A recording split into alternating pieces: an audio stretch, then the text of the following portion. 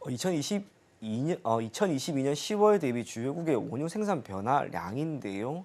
1차적으로 이란과 미국 같은 경우에는 점진적으로 올라가는 배럴 기준으로 국제 유가의 생산량을 늘리고 있습니다.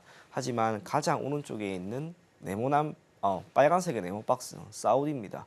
사우디가 지금 큰 폭으로 감산을 했죠. 사우디는 세계에서 원유의 생산량이 가장 많은 국가입니다. 그리고 오펙의 핵심 국가입니다.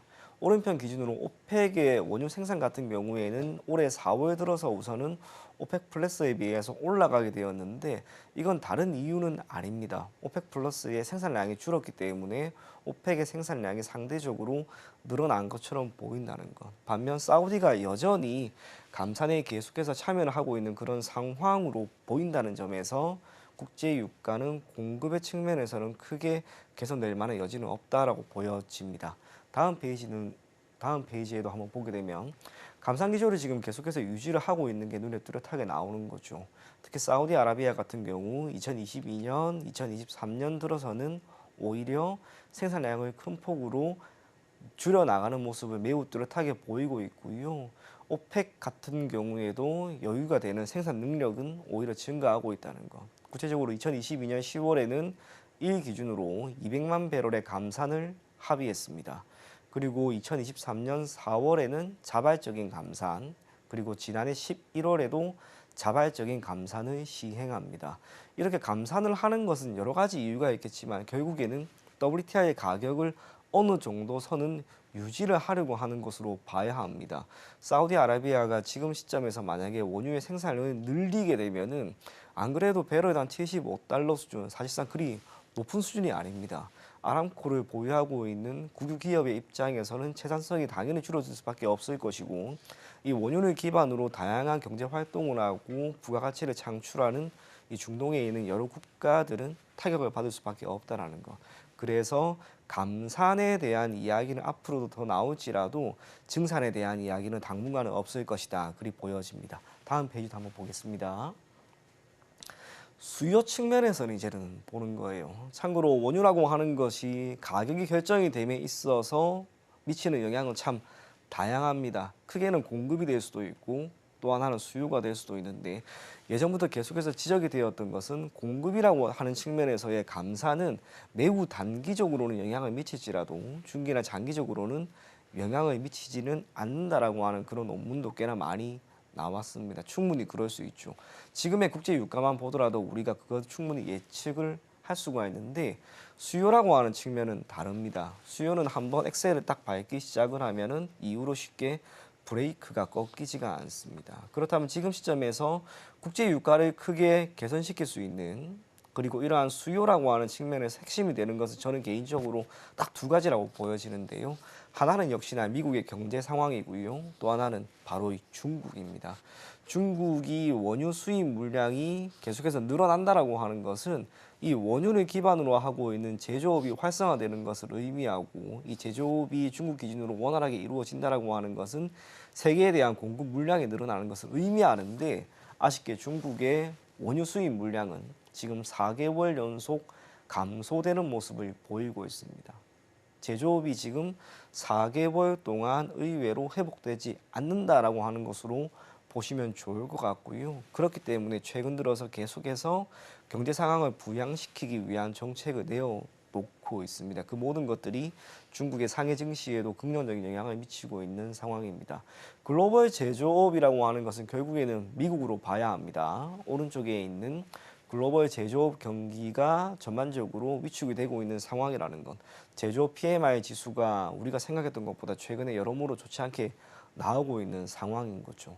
제조업이 살지 않으면 투기적인 수요에 의해서 특정 원자재 가격이 오른다 하더라도 실질적인 원자재에 대한 수요를 증가시킬 수 없기 때문에 가격 상승은 크게 나오지 않습니다. 그리고 다음 페이지에는 결국엔 다시 한번 중국인데요. 중국의 GDP를 한번 보게 되면 3분기 기준으로는 4.6% 성장이 예상이 됩니다. 참고로 현재 시점에서 미국 같은 경우에는 2%대, 우리나라 같은 경우에는 GDP는 2%대밖에 안 되는데 중국은 무려 4%입니다. 연간 기준으로는 계속해서 5%의 성장을 이루고자 하나 그것 또한 쉽지 않죠. 비록 경기 부양책이 나온다 할지라도 그것이 1차적으로 금융시장을 기반으로 하고 있는 통화정책으로서의 영향력이 매우 컸다 할지라도 그것이 실물 경제에까지 영향을 미칠 수 있을지에 대해서는 우리가 지켜볼 필요가 있습니다. 그리고 그 많은 것들에 대한 결과는 결국에는 중국의 GDP가 되지 않을까라고 보여집니다. 중국의 GDP라고 하는 것은 결국에는 민간 소비가 활성화될 수 있을 만한 여건에 놓여져야 하는데 지금 시점에서 진위 계수가 너무나 높다라고 하는 것과 빈익빈 부익부 현상이 너무 뚜렷하기 때문에 실질적인 효과는 미미할 가능성이 매우 높다라고 하는 그런 전망도 나옵니다. 결론적으로 쭉 살펴보게 되면은 중동지방에서의 분쟁이라고 하는 것이 공급의 측면에서의 어려움으로 인해서 국제유가의 상승을 견인할 것이다라고 하는 그 많은 전망이 있긴 있었으나 실질적으로 지난해부터 이어진 국제유가의 흐름은 의외로 좋지 않았습니다. 핵심이 되는 것은 결국 수요라고 하는 이 측면에서의 변화 양상이 나타나야 되는데 그 중심에 있는 미국의 제조업 지수와 중국의 GDP 이 모든 것들이 큰 폭으로 개선이 되는 모습은 없다라고 하는 것을 감안한다면 우리가 WTI 상승이라고 하는 것은 제한적이거나 시장에서 전망을 하고 있는 것처럼 배럴당 100달러라고 하는 수준까지 올라가는 것은 결코 쉽지는 않을 것이다라고 보여집니다. 물론 중간중간 어떤 이슈가 어떻게 나올지는 모르겠습니다만 적어도 공급이라고 하는 측면보다는 언제나 수요라고 하는 측면에 대한 영향력이 컸던 국제 유가임을 감안한다면 우리가 WTI의 가격의 상승에 베팅을 하는 것은 생각보다 어려울 수 있다. 그리 생각하시면 좋을 것 같습니다. 네, 2008년 서브프라임 모기지 사태 즈음에 배럴당 150달러를 넘길 것이다라는 리포트가 굉장히 많이 나왔었는데 사실상 그러지 않았습니다. 이번 중동 리스크 역시 100달러에서 200달러 사이로 전망을 하고는 있지만 그렇지 않을 것이다, 제한적일 것이다라는 입장을 말씀을 해주셨는데요. 자, 결국 이야기를 좀 정리해 보자면 사드 배치 등의 이슈에도 국제 유가는 제한적일 것이다, 상승이 제한적일 것이다라고 보고 계신 건데 그렇다면 대표적으로 고유가 수혜주로 언급되어지고 있는 원유와 정유, 석유 화학 등 관련 섹터에 대해서는 접근을 어떻게 취해봐야 될까요? 답은 사실 쉬운데요. 자꾸자꾸 통념적인 생각을 하게 되는 거죠. 국제유가가 그래도 중동지방에서의 분쟁이 계속해서 이어지고 있으니 오를 거야. 그리고 관련된 기업을 우리는 빨리 찾아야 돼. 사실 그런 분이 지금 없는 게 아닙니다. 꽤나 많습니다만 제가 앞서 이야기한 것처럼 국제유가의 상승은 꽤나 제한적일 것이고 그것은 결국에는 정유, 원유, 석유화학 여기에 크게 영향을 미치지는 못할 겁니다. 특히 석유화학 같은 경우에는 결국에는 경제 상황이 살아나야 합니다. 그래야지 우리가 알고 있는 금호 석유 같은 경우에도 타이어에 대한 공급이라든지 기타 폴리에틸렌을 기반으로 하고 있는 플라스틱 수지 여기에서 1분기처럼 실적이 나올 것인데 우선은 그게 어렵다는 거죠. 그리고 정유도 마찬가지입니다. S오일의 최근의 주가 흐름 보시게 되면 1년 내내 계속해서 밀립니다. 그도 그럴 것이 국제 유가의 상승과 상관계수가 우리나라에서 압도적으로 높은 기업이 이 S오일인데 S오일의 경우에는 결국 국제 유가가 지금처럼 미미한 흐름을 보이게 되면 정제 마진에 따른 수익이 훼손이 됩니다. BEP 기준으로 대략 3달러 정도 3분기 기준으로 전망이 되는데 BEP는 사실상 5달러 정도 수준이다라고 하는 전망이 우리 회사에서 최근에 나오고는 있습니다.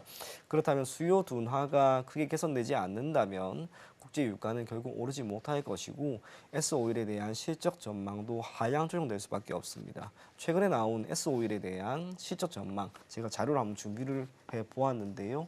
마지막 페이지에 나옵니다. 실적 추정치입니다. 빨간색 박스만 한번 보시면 돼요. S오일 같은 경우 영업이익 기준으로 올해 3분기는 영업 손실이 2,270억 원 수준이 나올 것으로 전망이 되고 있습니다. 참고로 지난해만 하더라도 직원들 성과급에 대한 이야기가 엄청나게 많이 나왔던 그런 기업이 불과 1년도 안 돼서 영업 손실이 지금 나오는 거죠. 사업 부분별로 살펴보게 되면 1차적으로 석유화학은 약간의 영업이익 기준 흑자 360억 원 정도고요. 윤활유 쪽은 1,660억 원 정도의 영업이익 흑자가 전망이 됩니다. 참고로 윤활유 같은 경우에는 지금 S오일이 그리고 우리가 알고 있는 많은 정유 기업들이 계속해서 사업을 확장하려고 하는 부분입니다. 이유는 딱 하나밖에 없습니다. 영업이익률이 23%나 나오죠. 윤활유 같은 경우에는 자동차에 대한 수요가 늘어나고 신차에 대한 공급이 계속해서 만들어지면 자연스럽게 실적이 개선되는 경향이 있는데 아쉽게 이 부분 또한 전기차에 대한 판매가 조금 줄어들고 있고 내연기관에 대한 수요도 줄고 있다라는 점에서 추가적으로 추후에 실적 개선이 큰 폭으로 개선되는 것은 어렵지 않을까 그리 보여집니다. 남아있는 건 이제 정유죠. 정제 마진이 지금 낮습니다. 우리나라 같은 경우에는 석유가 안 남에도 불구하고 이 정유라고 하는 부분이 중요한 이유는 정유, 즉 원유를 기반으로 해서 각 단계별로 원유를 기반으로 뭐 등유가 되든 휘발유가 되든 경유가 되든 이 정제를 하는 그 기술력만큼은 세계에서 1위입니다. 그래서 2010년대 중반만 하더라도 이 원유에 대한 수출 기준으로는 우리나라가 2위나 했던 그런 국가였는데 에스올 같은 경우에는 지금 매우 힘든 상황인 거죠. 정유 부문 같은 경우에는 무려 4,600억 이상의 적자가 나오지 않을까 그리 보여집니다. 그렇다면 추후 중동 지방에서의 분쟁이 일어난다 할지라도 국제 유가의 움직임이 미미하다면 에스올 같은 경우에는 3분기가 아니라 4분기까지도 실적에 대한 전망은 하향 조정될 가능성이 높습니다. 그래서 단순하게 중동 지방에서의 분쟁이 계속해서 이어지고 있으니 국제 유가는 오를 것이고 S-오일을 매수해야 된다라는 생각으로 접근을 하면은 지금 시점에서는 좋은 결과를 얻기는 힘들다는 거 꼭 인지하시고요. 핵심은 수요입니다. 미국의 경제 상황 그리고 중국의 경제 회복 그게 1차적으로 나와야 합니다. 그래야 WTI는 오를 수 있을 것으로 보이니 국제 유가에 민감하게 반응하는 종목들 같은 경우에는 매우 단기적으로 여러분들이 거래를 할지라도 중기나 장기적인 관점에서 끌고 가는 것은 적절하지 못할 것이다라고 하는 의견 제시해 드리도록 하겠습니다. 네, 미국의 경제 상황과 중국의 경제 회복. 계속해서 저희와 함께 짚어 나가시길 바랍니다. 네, 마지막 질문이 될 것 같은데요. 지정학적 리스크가 지속될 경우에는 우리는 정유나 석유화학 대신에 어떤 섹터 조금 더 살펴보면 좋을까요? 사실 생각을 많이 해봤는데요. 저는 개인적으로 답은 찾지를 못했습니다. 이 지정학적 리스크라고 하는 것이 시장에 미치는 영향에 직접적으로 제가 봤을 때는 없거든요. 만약에 이게 계속해서 부각이 되었다면 미 증시는 저렇게 오르면 안 되었습니다. 그래서 지금 시점에서 지정학적 리스크라고 하는 것에 따른 수혜를 우리가 찾기보다는 이것을 그냥 배제하고 여러분들이 시장에 참여하면 좋지 않을까 그리 보여지고 반도체의 시간이 조금씩 올 것으로 보여집니다. 대표적으로 어제 미증시 의외로 또 좋았습니다. 제약바이오가 한풀 꺾일 듯한 분위기 속에서 결국 우리 증시에서의 주인공은 반도체가 될 것이고 삼성전자가 턴을 하면 참 좋겠는데 우선은 그러지는 못합니다만 SK하이닉스가 지금 턴을 하고 있죠. 그리고 가격적인 매력도 여전히 있습니다.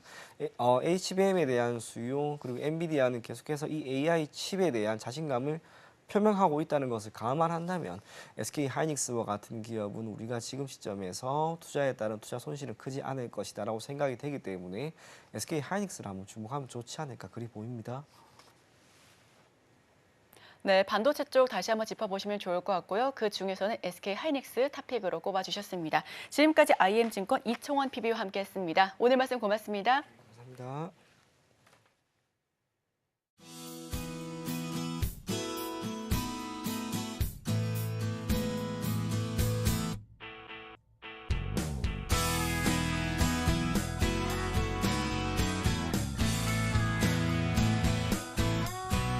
지금 바로 구독을 눌러보세요. 실시간 경제 뉴스, 투자 전문가들의 다양한 시황과 정확한 분석, 또 알찬 투자 정보까지 신뢰할 수 있는 저희 서울경제TV와 함께하세요.